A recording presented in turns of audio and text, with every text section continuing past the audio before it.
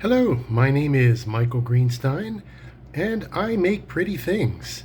Today I'm going to glue some coasters that I have assembled and show you how I do it. But first, let me show you what I work with. First, of course, is glue. This is cyanoacrylate glue, usually called CA glue. It's known as super glue or crazy glue. And I used to use the regular over-the-counter stuff until I developed a sensitivity to it.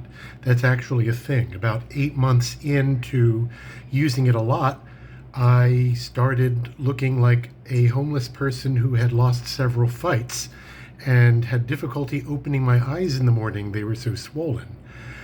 Once I figured out that I was not dying, but actually was using something I could no longer use, I found this stuff. It is way more expensive. 2 ounces runs about $21 on Amazon, but it is fume-free and it is friendly to my weird body chemistry. So yay for that. So I have bits of coasters that I have assembled, and I will show you how I glue them together. I have assembled some in another video, and I won't show that here because I want to make stuff.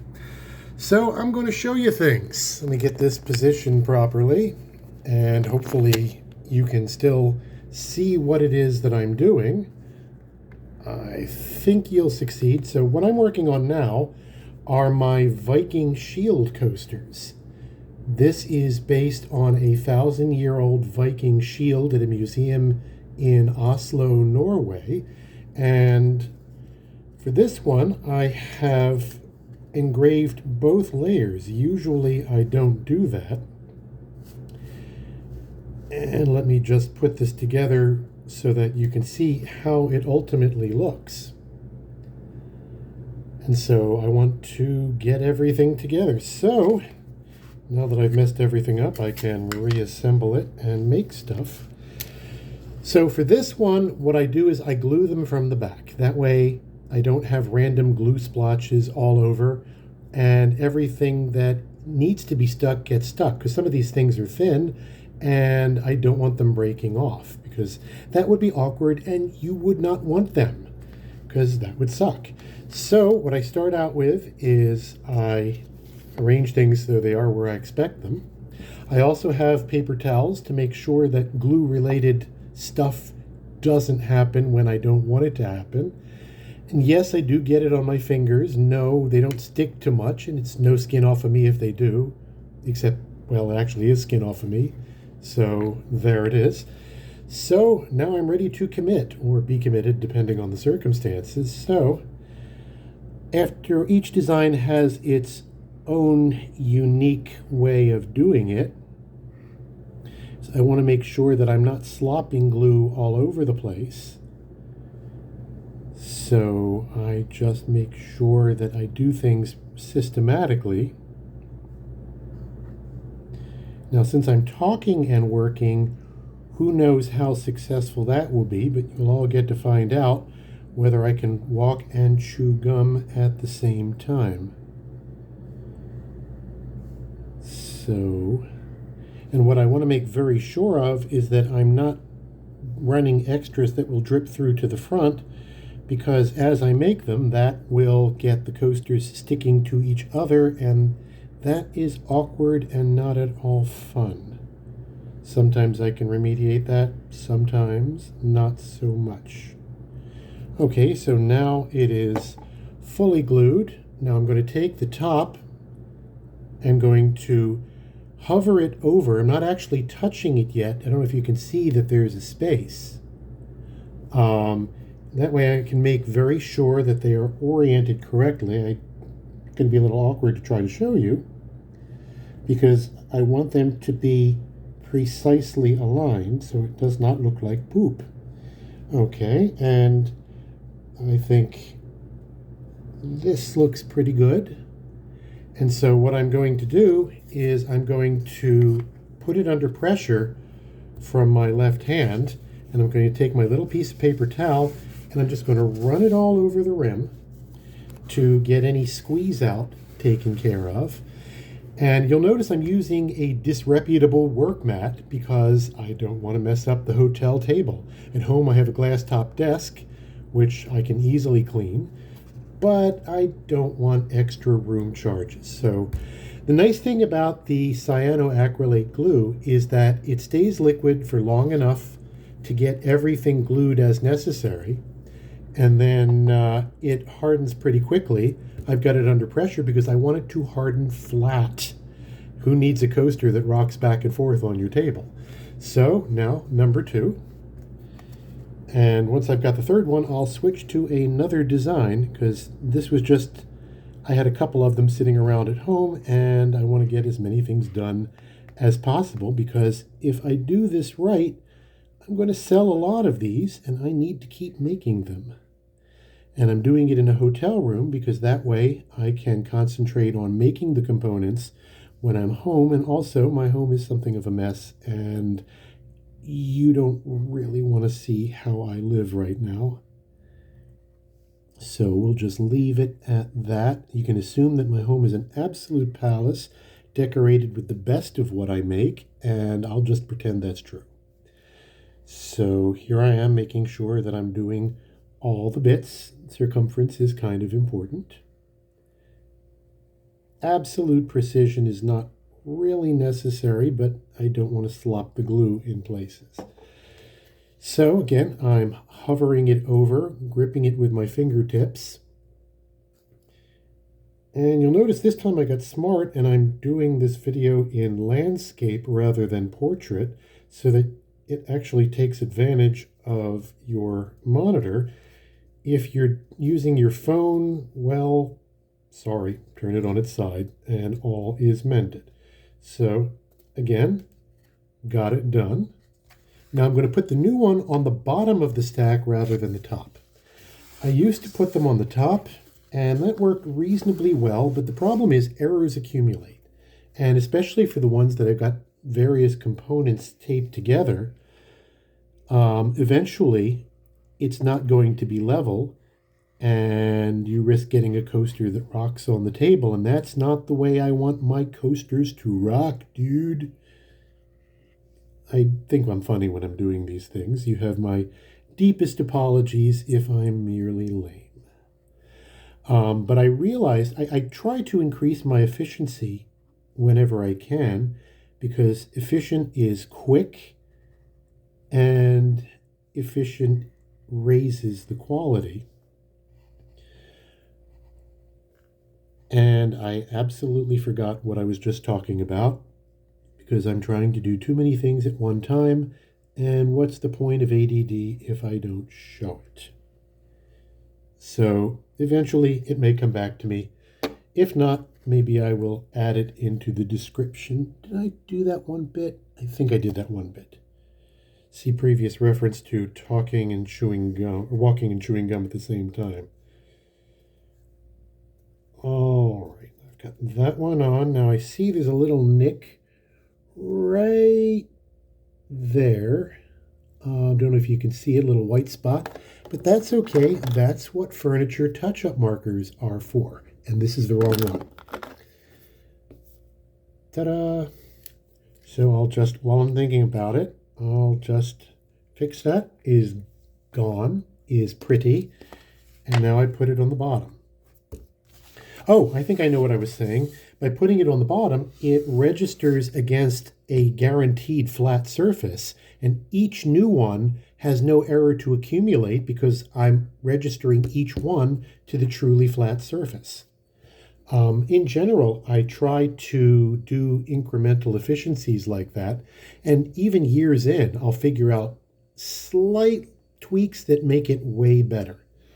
I don't want you to have to see my process unless I'm actually showing my process because craft should be invisible. Nobody should need to look at my work and see my workshop. I want you looking at my work and seeing your dining room, or what's the point of a coaster? That just means I'm a hoarder who makes what I hoard. Now, I've got a few of this design that I'm going to glue together. Now, you'll see that the bits are held together with tape because this one has 3 different sections of wood. And I want to make sure they're in proper alignment so all the grain patterns come together properly for a natural flow. What I do with these is I cut the same design entire out of differently pre-stained panels, and then I swap out the components to create variety. That way, I know that there's no wastage, and I have different color combinations to offer you. Now, since these are lighter colored coasters, another thing that I do, or lighter colored bottoms, I'm sorry, one of the other things I do is I'll go with a magic marker around the rim, because just in case I get a slight misalignment, I don't want you seeing that light color showing. If I blend it, it's going to be invisible. So this one has lots of fiddly bits, and I'm going to have to glue those fiddly bits so that the thin bits don't break off, which will again make everybody unhappy. I don't want to be making tomorrow's trash for you. I want you happy with what I make for years to come, and I expect my coasters to behave themselves. So, as with anything else I do, the first ones that I do of a new design are going to be on the slow side, because, let me just wipe off a little bit of cat fur that got on there. I love my cats, but you might not, and I don't want to send them home with you. But anyway, so I'm slower with the first ones, because even though I invented it, that doesn't mean that I know what's the best sequence and technique to do things. One thing you learn when you do this sort of thing is that the materials will teach you how they want to be used, and the designs will teach you how they want to go together. And so I tend to get faster and more precise over time. Figure, what's the point of being a control freak if I don't make it work for both of us? So now I want to make sure that I'm not slopping over the rim. I'm also trying to make sure that I'm not putting too much glue in, because that can create two problems for me. First of all, it means that before the glue hardens, it can be a little slick. And second, especially with these multi-part coasters, I don't want any squirting up between the sections of wood, because that's not only going to make it less pretty, it's going to make it stick to the one on top of it, and that's just no fun for anybody, as I think I've already said. And so but unfortunately, the tape I'm using, occasionally bits stick together, and that's annoying. I expect my work to behave itself, but sometimes it has ideas of its own. But then again, I do want my work to take on its own life, so it might as well begin before it's even finished. It's how you know they're fresh, because they're lively. I have them very well trained, though, and they will hold your drink quietly and not break a sweat, so your glass can. So I get all those little fiddly bits. And it's, as I think I mentioned in my previous video, I don't really need a lot of patience for this, because I just kind of get into it. Sometimes I get a little annoyed with it, but if I've got a video running, or I've got music or an audiobook, then the rest of my brain can be doing that. But in this case, I'm trying to figure out what to say to you and stay interesting. And once again, I'm not squeezing it on right away. I'm hovering it so that I can make sure that the grain is reasonably aligned, because I don't want to smear glue all over the place and have it not only showing, but not actually gluing anything, which means it's gone to waste. And what is holding stuff together is a little more sparse. So I'm still going over the bottom, and yes, I am getting it on my fingers. I don't know if you can see it yet, because some of the magic marker I used around the rim of the bottoms rubs off. And I discovered that the way to get it off your skin is acetone. Took me a while. I was actually watching a How Crime Works video over how criminals will hide their fingerprints by covering their fingers in super glue and then taking it off with acetone. And this is more than a year in. I'm looking at this and saying, wait, that works. I don't have to actually peel the surface of the skin off my fingers. And what do you know? It actually does. So I figure every teacher is also a student, because I'm making this up as I go along, and it means that over time I tend to give out less and less misinformation to the people I talk to, which seems like it's a plus. So I'm putting 2 rows on this big bit, the engraved band, just because I want to make sure that it stays where it's put. Because one thing about CA glue is that it holds well, but it can be brittle. And if you put too much lateral force on it, it risks breaking loose. And so the more thorough I am, the less likely that that bad thing is going to happen. So, okay, I've got that in there. And I've got more bits of paper towel on deck for when this one gets too gluey. And I've got 2 more of this, and then I will, trying not to get glue that wound up on my fingers anywhere that I don't want it, because that stuff is like ninjas. You don't know where it is until you encounter it, and that usually makes me unhappy. And it gets awkward if it happens on a video where I'm showing you how my brilliance makes lovely things. I try to bumble in my own time when there's not a camera on. All right, and that's there. Do all my little fiddly bits. Stuff that seemed like a good idea when I was putting it in the design, and it's all pretty, but it does demand attention. I call my work laser cut handmade to distinguish it from the stuff that is done the moment it comes off the machine. People who engrave slate coasters, there's the American flag, there's Freddy Krueger, or what have you. Once you take it off the machine and you clean it up, it's a finished item. I think of that as machine made. I don't think of this as machine made, and I hope I'm demonstrating it sufficiently that you agree. I want the machine to be part of the process rather than the whole of the process. I have a vision of how I want things to be, and one thing I grew up with traditional woodwork, not really in depth, but my dad made sure that I had sawdust in my blood early. But I never found my voice with it until I started designing on computer and working with a laser. It's just funny how these things work. I'd been fascinated by laser cutters for about a decade or so. And then came the pandemic and the lockdown. And 2 weeks into it, I was a COVID layoff.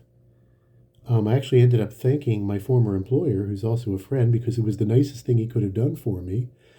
With the enhanced unemployment compensation, I realized that on a temporary basis, I was as close to retired as I may ever get. And I decided to explore my life, and I was going to build a printing press. It had absolutely nothing to do with lasers, because bookbinding was already one of my hobbies.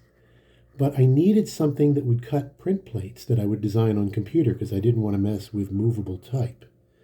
And I agonized among a 3D printer, a CNC router, and a laser. Finally decided on the laser, made one print plate as a proof of concept, and then started exploring the possibilities and never looked back. And also never actually finished the press. The base of it now holds up some of my shelves for my shop when I go to festivals. Okay, and there is that bit. And so I've got the heel of my hand resting on the stack. Now we're going into the Celtic knotwork coasters that I was assembling in my prior video. So what I'm going to do is take this stack of them, put them at hand where you can't see them off camera. Now, put them on so you can see the edge of them. Maybe. Oh, there we are. as I don't want to eclipse what I'm actually doing. Now I take my bottoms and I go there, and actually I'm going to get these out of the way because I want you to see what I'm doing. Also, I want to see what I'm doing and have free movement of my hand. So again, now this one has 5 separate bits, so it's all the more important that I make sure that everything is glued properly.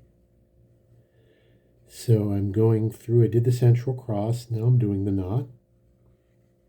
And the thin band,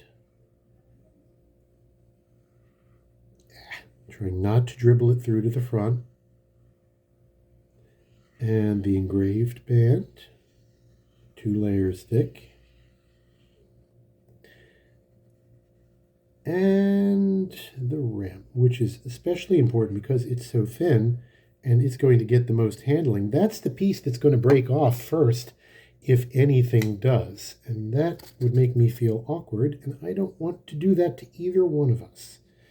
And again, I'm making sure that everything is properly aligned.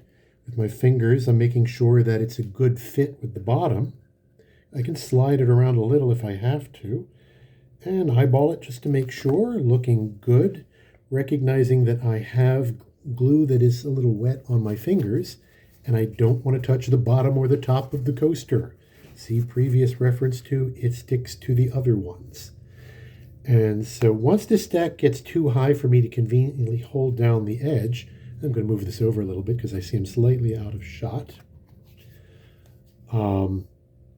That's when I'm going to conclude that the ones at the top of the stack, the glue is already cured sufficiently that I don't need to put it under pressure anymore. So for each one that I finish and add to the bottom of the stack, I'm going to take one off the top of the stack so that things don't get awkward for my body mechanics. In fact, I think I should have done that one coaster ago. So when I finish this one, I am going to take 2 off the top and then do my 1-for-1 switch. And you can see it doesn't take forever. My goal is always to keep the coasters affordable, because it doesn't matter if I make a coaster so beautiful that it brings a song to your lips and a tear to your eye. It is a thing you put a drink on, and I don't think you're going to pay a king's ransom for a thing you put your drink on. But I'm hoping that you will pay what I charge. There we go. And I think it is worth it. So there is that. We're going to take a new piece of paper towel because the old one's gotten too glue bundled. And it's only paper towel. It is a small investment. Okay, now I'm going to take the 2 off the top that I promised you, and I'm going to put those right over here. And I'm using a coaster bottom over here just to make sure that my risky gluey hands aren't coming in contact with the top, and I'm not putting too much in the way of skin oils on it, because these still need to be waterproofed.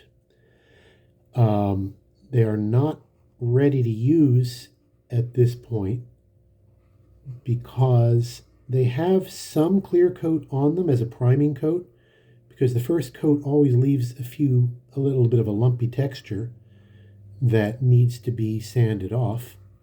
And so I always prime them before I put everything in the machine to cut. And then once they're finished, I'm going to run them through my fingers to deburr them, make sure I've got no splinters. I get the splinters, so you don't have to. I am falling on that sword for you. I hope you honor my sacrifice. And then I will take them, lay them out, and spray the devil out of them with clear coat. I have 8 coats on the bottoms, which I've already applied, and 12 coats on the top. There we go, because I want the cut work to catch the sweat from your glass. Let me just shift that over a little bit, and we're good. Take the next top one off and get the squeeze out. So there are multiple steps for doing this. I've had to develop all of my own processes because, as far as I know, I'm the only one doing things this way. When I looked online to see how other people did what I was planning to do, I couldn't find anything, and so I'm basically the crafter equivalent of Raised by Wolves.